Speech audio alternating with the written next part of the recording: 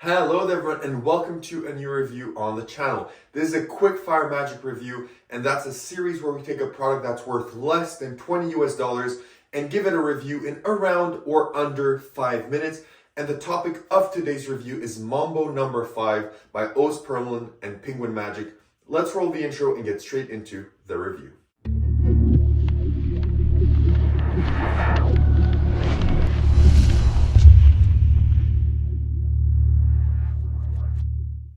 Perfect, so you decided to stick around, which means you want to learn more about MAMBO number 5. Now, what is MAMBO number 5? It's a routine where you have 5 cards, the ace, 2, 3, 4, 5 of any suit, and one by one, in increasingly difficult ways, the cards end up in your pocket. Now, out of respect of Oz and the effect, I can't really perform this for camera because yes, you can misdirect and you can fool people through a camera, but one thing you can't fool is the playback feature and the rewind feature on YouTube. And I feel that if I were to perform this here for you on camera with the rewind feature, people would know what the effect is and all the moves and the routining.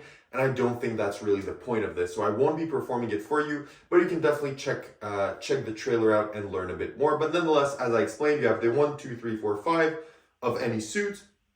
And one by one, they're going to end up in your pocket and you fish them out in more and more impossible ways. So that is what the effect is. Now, where do you buy this? How much does it cost and what do you get? So you can buy this at penguinmagic.com. It costs $9.99 US dollars.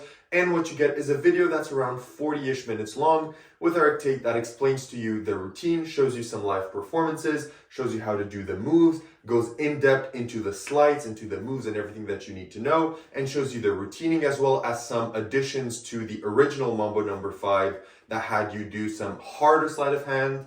And Eric Tate kind of shows you some easier ones that you can do to substitute that, and that's definitely a good addition. So that's what you get with your purchase of the effect. So first of all, let's talk difficulty. Is this effect difficult to perform? And the answer is kind of. It's intermediate to advanced in my opinion. A beginner will have to work a lot on this because it uses a lot of moves. For example, one of the most prominent ones is the classic move of card to pocket. Of course, when you take a card and you go inside of your pocket to retrieve it, everyone knows what that move is. And if you probably don't know what that move is, then it means you're gonna have to work on it a lot more than others. And then there's not only that move, there's a lot of lifts that you have to do. There's a lot of Stuart Gordons and things like that. So it's definitely achievable by most card magicians. But if you're new to card magic and you're a beginner, then maybe this is not as easy as you would wish. And it's also a very bold routine. As he mentions in the tutorial, this is not something you can do with 100% surefire accuracy that you're going to misdirect people at every single moment that you try to misdirect them. This does require a lot of practice and a lot of chops in order to do perfectly and fluidly as he does or as Oz does in his performances. So difficulty-wise, definitely not something for beginners, but definitely something achievable with some work into. So I would put it into intermediate and advanced, because if you want to do this as good as Eric does, then you will have to work on it quite a bit. So what about practicality? Is this effect practical? And the answer is yes. All you need to have is 5 cards. They can be from a borrowed deck. They can be from a brand new deck that you buy while you're out. They can be from your own deck. You can borrow them from the library. You can do it with any 5 cards, ace, 2, 3, 4, 5 of any suit. They don't even have to be of the same suit, as long as you have ace, 2, 3, 4, 5 and they follow, so people can follow the numbers as they go through, you're good to go. So practicality wise, 100% super practical, can be done almost impromptu. What about where to perform this? Well, this is a routine that you can perform also pretty much anywhere. I feel this could even work in parlor. I feel it's visual. I feel when you take them out, people can see. When you do your moves, people can see them. So I do think it looks very, very good, even for parlor settings. But this will definitely shine in casual performances, street performances, table hopping, weddings where you move from table to table, cocktails, anything like that. Anywhere where you can perform this, you can pretty much do it. You just need 2 things. You need your pocket, of course, because the cards go in the pocket, so you need a pocket, and your 5 cards, as well as something that I should have mentioned in practicality. You do need to be standing up to do this routine. So if you're someone that performs on a table and only sitting down, then you won't be able to do this routine. You need to be standing up in order to do this routine. So the only things that you need to know are you need 5 cards, a pocket, and standing up.